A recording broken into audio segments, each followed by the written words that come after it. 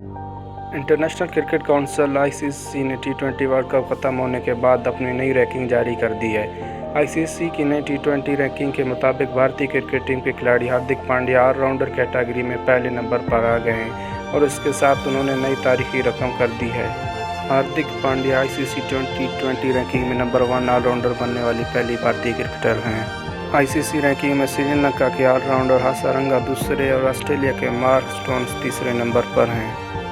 یاد رہے کہ ہاردک پانڈیا نے T20 ورلڈ کپ میں 174 رن سکور کیے اور 11 وکٹیں حاصل کی۔ اس کے علاوہ انہوں نے جنوبی افریقہ کے خلاف فائنل میں اہم موقع پر ہنری کلاسن کی وکٹ لی اور آخری اوور میں شاندار بولنگ سے بھارت کو T20 ورلڈ کپ جتوانے میں اہم کردار ادا کیا۔ ICC کی T20 بیٹنگ رینکنگ میں آسٹریلیا کے ٹریوس ہیڈ پہلے نمبر پر براجمان ہے، جبکہ بولنگ میں انگلینڈ کے عادل رشید پہلے پوزیشن پر موجود ہے۔